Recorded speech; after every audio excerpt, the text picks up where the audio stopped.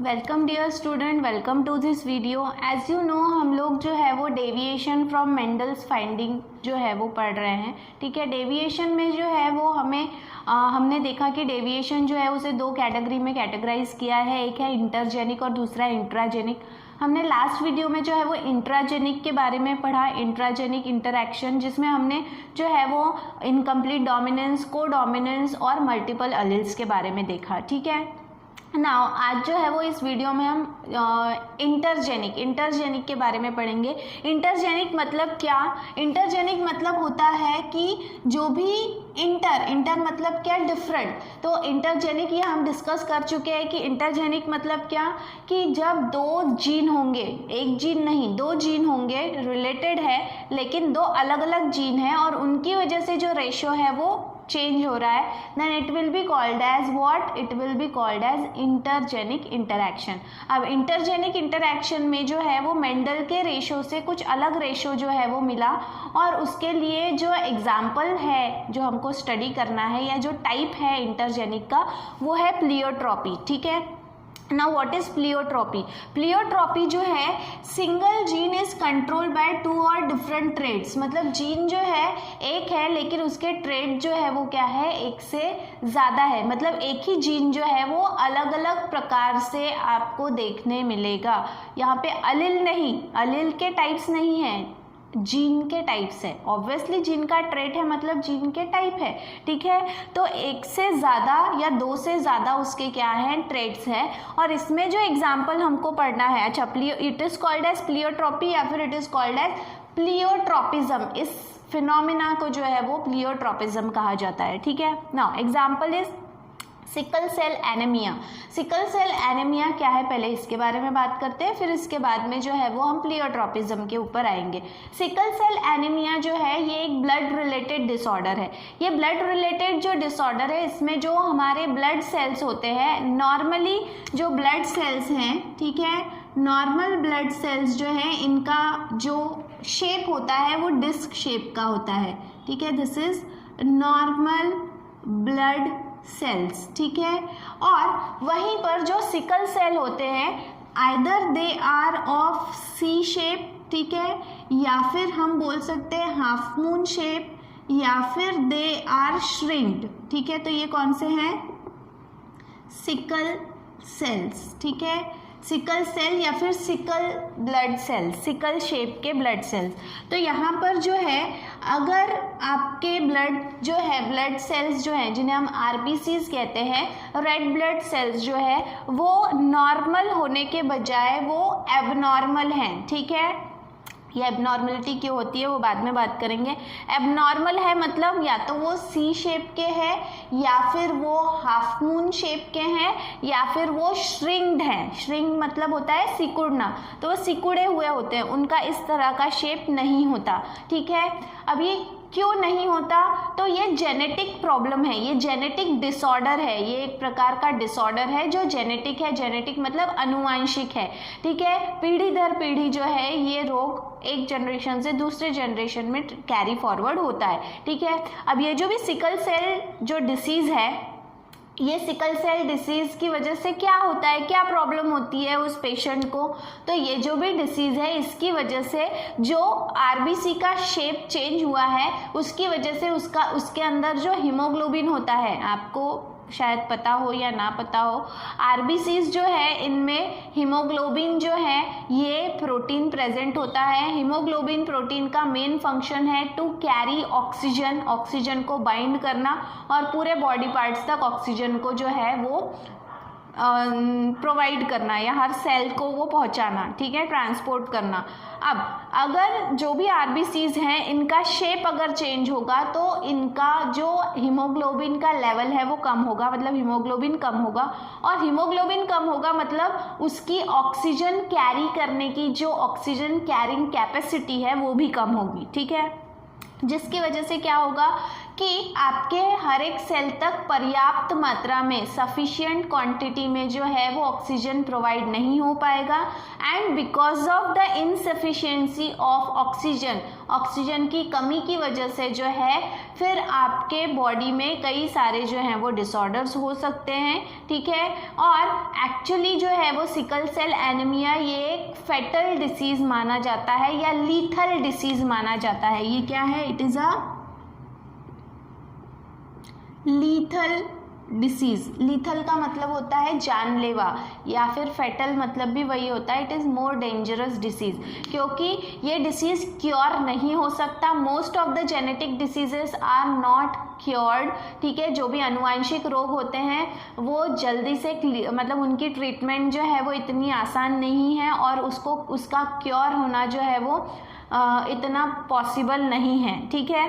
Then जो भी sickle cell anaemia है, देखो सिकल सेल मतलब उसका शेप चेंज हो जाना, और एनीमिया का मतलब है हीमोग्लोबिन, जब जिसके बॉडी में हीमोग्लोबिन लेवल कम होता है, that condition is called as anaemia, ठीक है। तो उम्मीद करती हूँ कि आपको समझ में आया हो कि सिकल सेल एनीमिया ये किस प्रकार की बीमारी है, और जिस भी पर्सन को ये बीमारी होती है एक सर्टन टाइम पीरियड के बाद में उसकी डेथ होना निश्चित है, ठीक है। देन अब देखो यहाँ पर हमें इसी के थ्रू प्लियोट्रोपिज्म जो है वो पढ़ना है, ठीक है। प्लियोट्रोपिज्म पढ़ते वक्त हमें ये देखना है कि जो भी नॉर्मल ब्लड सेल्स जो हैं आर रिप्रेजेंटेड बाय HbA, ठीक है, वहीं पर जो है वो सिकल सेल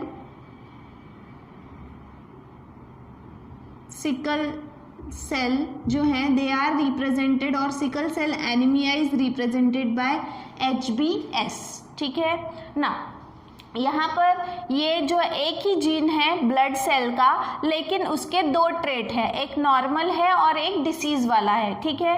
अब यहाँ पर देखो सबसे पहले क्या हो रहा है, एक नॉर्मल पर्सन है, ठीक है, एक नॉर्मल पर्सन है जिसका मैरिज जो है वो किसके साथ में हो जाता है, सिकल सेल एनीमिक पर्सन के साथ में हो जाता है, ठीक है ना। यहाँ पे देखो HbA, ठीक है, ये एक नॉर्मल पर्सन है, ये पेरेंट है, ये नॉर्मल पेरेंट है। इसका क्रॉसिंग जो है वो एक डिसीज के साथ में हो जाता है जो है HbS हो सकता है उसके डेथ के पहले उसकी मैरिज हो गई हो, ठीक है। इसके बाद में इसके गमेट्स फॉर्म होंगे। गमेट्स क्या फॉर्म होंगे, हम एक ही बार लिखेंगे HbA, क्योंकि दोनों गमेट सेम रहेंगे इसलिए हम एक ही बार लिख रहे हैं, ठीक है। और इसके क्या रहेंगे HbS, ठीक है।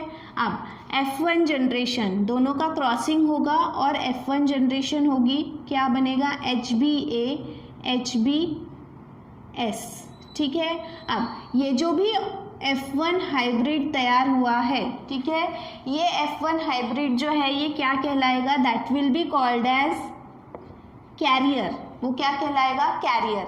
Now what is carrier? Carrier का मतलब क्या होता है, ये वो पर्सन रहेगा जिस पे जो है वो सिकल सेल एनीमिया के कोई भी सिम्टम्स नज़र नहीं आएंगे, वो एकदम नॉर्मल पर्सन रहेगा, लेकिन उसके पास में कुछ जीन सिकल सेल एनीमिया के मौजूद है। इस वजह से उसमें ये कैपेसिटी है कि वो इस रोग को अगली जनरेशन तक, मतलब नेक्स्ट जनरेशन तक कैरी फॉरवर्ड करने के लिए कैपेबल है, उसमें ये क्षमता है, कैपेसिटी है कि वो नेक्स्ट जनरेशन तक जो है वो ये डिसीज़ को पहुंचा सकता है, ठीक है। तो देखो इसमें क्या हुआ, हमने दो पेरेंट है, एक नॉर्मल है, एक सिकल सेल एनीमिक पर्सन है, दोनों के बीच में जो है वो मैरिज हुई, क्रॉसिंग हुआ, क्रॉसिंग के तौर पे जो रिजल्ट तैयार हुआ वो कैरियर रहेगा, मतलब उनमें जो है उनके जो बच्चे रहेंगे उनमें आधे जीन्स जो हैं वो नॉर्मल रहेंगे और आधे जीन्स जो है वो सिकल सेल के रहेंगे, लेकिन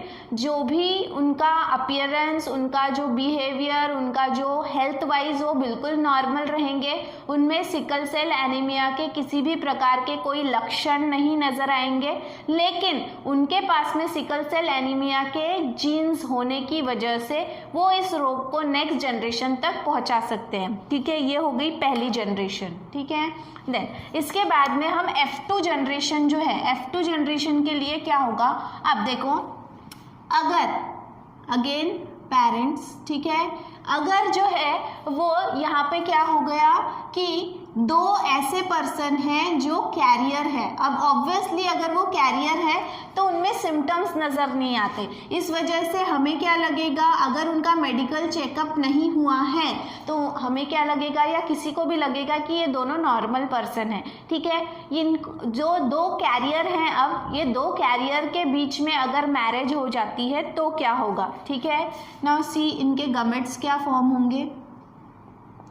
इनके गमेट्स अब हमको दो लिखने होंगे क्योंकि दोनों अलग गमेट्स होंगे, HbA HbS। ठीक है, सिमिलरली HbA HbS। ठीक है, इस तरह से जो है ये दो गमेट्स फॉर्म होंगे। अब यहाँ पर next generation F2 generation form होगी। ठीक है, अब यहाँ पे देखो हम क्रॉस मेथड पहले करते हैं, फिर उसको पुनीत स्क्वायर से भी आपको दोबारा समझा दूंगी मैं। क्रॉस मेथड से अगर हम करते तो HbA ठीक है, ये क्या रहेगा, नॉर्मल, ये जो है ये क्या रहेगा, नॉर्मल। देन इसके बाद में HbA HbS। ठीक है, देन इसके बाद में HbA HbS। ये दोनों देखो इनके पास में एक A है और एक S है, मतलब एक नॉर्मल है और एक डिसीज्ड है, तो ये दोनों क्या रहेंगे, कैरियर। ठीक है, और लास्ट में देखो HbS HbS, मतलब ये दोनों ही क्या है, SS वाले हैं, मतलब क्या है, ये क्या रहेंगे, सिकल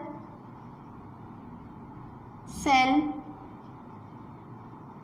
एनीमिया के ये रोगी रहेंगे। ठीक है, सो इस तरह से जो है वो आपको यहाँ पे जनरेशन F2 जनरेशन फॉर्म होगी। ठीक है, अब इसमें अगर आप जो है वो फिनोटिपिक रेशियो देखेंगे तो क्या मिलेगा आपको, 1 इज नॉर्मल, ठीक है, 2 are carrier and 1 is diseased. ठीक है, एक डिसीज्ड है। लेकिन जैसे मैंने आपको बताया कि ये जो भी सिकल सेल एनीमिया है ये एक लीथल डिसीज़ है, मतलब एक जानलेवा डिसीज़ है, एक जानलेवा जीन है। ठीक है, तो उसकी वजह से क्या होगा कि ये जो पर्सन है ये ज़्यादा लंबे समय तक ज़िंदा नहीं रह पाएगा। इसका मतलब इसके इस रेशियो को हम काउंट नहीं कर सकते। ठीक है, क्योंकि after all at some point of time he will die, he और शी विल डाई। ठीक है, एक सर्टेन पॉइंट पे आने के बाद में वो मर जाएगा, इसीलिए हम उसे कंसीडर नहीं करेंगे। एंड दैट इज़ वाई ये रेशो जो है either we can call it as 2:1 और 1:2। ठीक है, मतलब जो रेशो अकॉर्डिंग टू मेंडल कितना आना चाहिए था, 3:1 आना चाहिए था, वो 3:1 के बजाय क्या आ रहा है, 2:1, या फिर we can call it as 1:2। मतलब अगेन ये मेंडल का रेशो फॉलो नहीं कर रहा, और फॉलो न करने का कारण क्या है, क्योंकि एक जीन के दो अलग अलग ट्रेट है, एक नॉर्मल है और एक डिसीज्ड है। ठीक है, जिसकी वजह से जो भी F2 जनरेशन है उसमें ऐसा पर्सन जो है वो तैयार हो रहा है जो डिसीज्ड है और उसकी डेथ होना निश्चित है। That is why we can not count the ratio of that person. इस वजह से जो है वो रेशो बन जाता है 2:1 इंस्टेड ऑफ 3:1। इसी को अगर आप चेकर बोर्ड मेथड से करके देखने की कोशिश करोगे तो भी आपको जो है वो रिजल्ट सेम ही मिलेगा। देखो मेल पेरेंट, ये जो है this is called as cross method, और ये जो है this is called as checkerboard method. ठीक है, नाउ यहाँ पे देखो आप, यहाँ HbA HbS। ठीक है, HbA HbS क्या होगा, HbA HbA। ठीक है, ये क्या रहेगा, नॉर्मल। देन HbA HbS, ये क्या रहेगा, कैरियर। अगेन HbA HbS, ये क्या रहेगा, कैरियर। देन HbS HbS, ये क्या रहेगा, डिसीज्ड। ठीक है, अब रेशो क्या हुआ, वही एक नॉर्मल है, ठीक है, दो कैरियर हैं और एक क्या है, डिसीज्ड है। ठीक है, तो लेकिन ये डिसीज वाला हम जो है वो काउंट नहीं करेंगे, इसलिए रेशियो बिकम्स 2:1 या फिर 1:2, ठीक है। So this is pleiotropy which is a type of intergenic interaction in which a single gene can be shown और इट शोज 2 और मोर ट्रेड, 2 या 2 से ज़्यादा रिलेटेड ट्रेड्स जो है वो देखने मिलते हैं। सो इस तरह से जो है ये प्लियोट्रॉपी का एग्जाम्पल आपको इसके अंडर में जो है वो स्टडी करना है। ये जो है ये डेविएशन में आता है क्योंकि ये जो भी ये प्लियोट्रॉपी है इसका जो रिजल्ट रेशियो है वो बिल्कुल भी मेंडल के रेशियो से मैच नहीं करता। It is different because of certain reasons, और इसी वजह से जो है pleiotropy intergenic interaction which is a part of deviation from Mendel's finding में आता है, ठीक है। आई होप अभी तक के जो हमने मेंडल के बारे में पढ़ा वो आपको समझ में आया होगा। Now we have to move towards the second part of the chapter that is about chromosomes, ठीक है। नाउ जैसे कि हम पहले भी बात कर चुके हैं कि मेंडल जो है उन्होंने अपने एक्सपेरिमेंट 1866 में जो है वो अपना एक्सपेरिमेंट लोगों के सामने पब्लिश कर दिया था, बट स्टिल उनका एक्सपेरिमेंट जो है वो अननोन रहा। लोगों ने जो है वो उसे उतना तवज्जो नहीं दिया, उतना रिकॉग्नाइज नहीं किया, क्योंकि people were totally unaware about the discovery of microscope, DNA, genes, chromosome, ये सब नहीं हुआ था, जिसकी वजह से उनका एक्सपेरिमेंट लोगों के समझ के परे था, दूर था। इतना उनकी समझ जो है वो अभी तक के जो है वो विकसित नहीं हुई थी, जिसकी वजह से उनका एक्सपेरिमेंट जो है वो अननोन रहा, अनरिकॉग्नाइज्ड रहा। लेकिन 1900 में जो दूसरे साइंटिस्ट हैं जैसे कि ह्यूगो डी वेरीज हैं, स्टेशमार्क हैं, ये ऐसे कुछ साइंटिस्ट हैं जिन्होंने मिलकर जो है उनके इस एक्सपेरिमेंट को रीडिस्कवर किया, दोबारा से डिस्कवर किया इन द जर्नल। दे वे are finding the journal related to the experiment on hybridisation. और उसके बाद में उनको पता चला कि जो चीज़ आज हम करना चाहते हैं वो ऑलरेडी मेंडल कर चुके हैं। इस तरह से मेंडल के एक्सपेरिमेंट को रीडिस्कवर किया गया, ठीक है।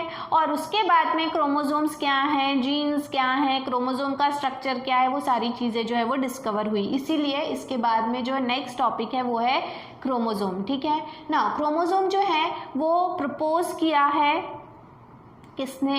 सुटॉन एंड बुवेरी, ठीक है। सुटॉन और बुवेरी नाम के जो साइंटिस्ट हैं उन्होंने जो है ये प्रपोज किया है, ठीक है, क्रोमोसोमल थ्योरी। नहीं, chromosomal theory in the year 1904 में उन्होंने ये थ्योरी जो है वो प्रपोज की है। अब उन जो ये थ्योरी है उसके क्या स्टेटमेंट, मतलब अकॉर्डिंग टू सुटॉन एंड बुवेरी जो भी क्रोमोसोम है वो क्या क्या कर सकता है, what are the basic functions of chromosome, ठीक है, या what is the basic importance of significance of chromosome, तो वो यहाँ पे दिया हुआ है उन्होंने अपने स्टेटमेंट में। सबसे पहले gametes carry all the hereditary characters, ठीक है। जैसे कि हमें पता है कि जब भी जो है वो गमेट फॉर्मेशन होता है तो मेयोसिस की प्रोसेस होती है। मेयोसिस की प्रोसेस के दौरान जो है गमेट सेपरेट होते हैं, और जो गमेट हैं गमेट के पास में जो है वो हेरिडिटरी इन्फॉर्मेशन होती है, और वो उस इन्फॉर्मेशन को पेरेंट से ऑफस्प्रिंग तक जो है वो कैरी फॉरवर्ड करते हैं। They have the capacity to transfer the genetic information from one generation to another, ठीक है। देन जो भी गमेट्स हैं वो गमेट्स कहाँ पर प्रेजेंट रहते हैं? न्यूक्लियस में, ठीक है। और किसके? गमेट के न्यूक्लियस में in the form of chromosome. जो भी मैसेज है हेरिडिटरी कैरेक्टर के या हेरिडिटरी इंफॉर्मेशन का जो भी मैसेज है वो कहाँ पर प्रेजेंट होता है? क्रोमोसोम के ऊपर, and specially it is present in the nucleus of the gamete, ठीक है, which carry all the hereditary character. जितने भी हेरिडिटरी कैरेक्टर्स हैं वो इन क्रोमोसोम्स के ऊपर होते हैं, ठीक है। क्रोमोसोम्स जो हैं, जैसे हम पहले भी बात कर चुके हैं कि chromosomes are found in pair, जोड़ियों में पाए जाते हैं, ठीक है, इन बोथ या हम बोल सकते हैं उनको सोमैटिक सेल्स या फिर डिप्लॉयड सेल्स, ठीक है। Because of chromosomes are found in pair, chromosomes जो हैं वो जोड़ियों में पाए जाते हैं, इस वजह से जो है उन्हें हम डिप्लॉयड सेल कहते हैं। डिप्लॉयड मतलब क्या, 2 number of chromosome, actually it represents the number of chromosome, ठीक है। ये हमको जो है वो इस चैप्टर में आगे में देखना है कि नंबर ऑफ क्रोमोसोम्स जो हैं वो कैसे हम कैसे पता कर सकते हैं, या क्या क्या उसके नाम हैं, ठीक है, on the basis of the number of chromosome present. During gamete formation homologous chromosome pair and segregate और separate independently at meiosis. Gamete formation के दौरान जो है वो जो भी डिप्लॉयड पेयर ऑफ क्रोमोसोम है, मतलब जोड़ी वाला जो क्रोमोसोम है वो प्योरली सेपरेट होता है। हमने देखो लॉ ऑफ सेग्रीगेशन में पढ़ा है कि वो प्योरली सेपरेट होते हैं, ठीक है। वो जो है उनके पास में जितनी भी इंफॉर्मेशन है वो प्योरली सेपरेट होते हैं, या हम बोल सकते हैं दे सेग्रीगेट टू फॉर्म गमेट, ठीक है, गमेट फॉर्म करने के लिए। देन ड्यूरिंग फर्टिलाइजेशन, अब वो सेपरेट हो गए, लेकिन सेपरेट होने के बाद में जब फर्टिलाइजेशन होगा तो 2 अलग अलग गमेट्स, देखो यहाँ पर फॉर एग्जाम्पल अगर ये मेल पेरेंट है और ये फीमेल पेरेंट है, मेल पेरेंट के पास में भी 2n नंबर ऑफ क्रोमोसोम थे और फीमेल के पास में भी। अब इसके जो है मेल पेरेंट हमको पता है 2n नंबर ऑफ क्रोमोसोम है, लेकिन कौन से होते हैं, XY, और इनके पास में होते हैं XX, ठीक है, सेक्स क्रोमोसोम, क्योंकि गमेट्स जो हैं वो सेक्स क्रोमोसोम फॉर्म करते हैं। यहाँ पे होगा एक X एक Y, ठीक है, यहाँ पे होगा दोनों XX, ठीक है। अब जब फर्टिलाइजेशन होगा तो जो भी गमेट्स जो हैं वो साथ में आएंगे, अगर XY आ रहे हैं या X आ रहे हैं, डिपेंड करता है, लेकिन जो पहले 2n थे वो NN हो गए, ठीक है, NN हो गए, वापस से जब NN मिक्स हुए तो वो क्या हो गए, 2n। मतलब फर्टिलाइजेशन के दौरान जो है वो जो भी स्पर्म और एग जब क्या होते हैं, यूनाइट होते हैं, कंबाइन होते हैं, वो वापस से जो है वो डिप्लॉयड नेचर को क्या करता है, रीस्टोर करता है। मतलब हर एक ऑर्गेनिज्म जो डिप्लॉयड है उसमें वापस से डिप्लॉयड नंबर ऑफ क्रोमोसोम होने चाहिए। जो नई लाइफ, जो नया ऑफस्प्रिंग तैयार हो रहा है उसमें वापस से जो है वो डिप्लॉयड नंबर ऑफ क्रोमोसोम्स होने चाहिए, ठीक है, और वो पॉसिबल होता है बिकॉज ऑफ फर्टिलाइजेशन, ठीक है। और ये सारी चीज़ें जो है वो हमारे सामने जो है वो किन्होंने रखी है, Sutton and Boveri, by means of chromosomal theory, ठीक है। क्रोमोसोमल थ्योरी जो है उसके बेसिस पे उन्होंने हमें ये बताया है कि इस तरह से क्रोमोसोम वर्क करते हैं, इस तरह से काम करते हैं, ठीक है। इसके बाद में नेक्स्ट लेक्चर में we will be talking more about chromosomes, ठीक है, उनके नंबर्स, उनका स्ट्रक्चर, ठीक है। तो ये सारी चीज़ें जो है वो हम हमारे नेक्स्ट वीडियो में देखेंगे। होपफुली आपको ये समझ में आया होगा, ठीक है। तो तब तक के लिए थैंक यू वेरी मच।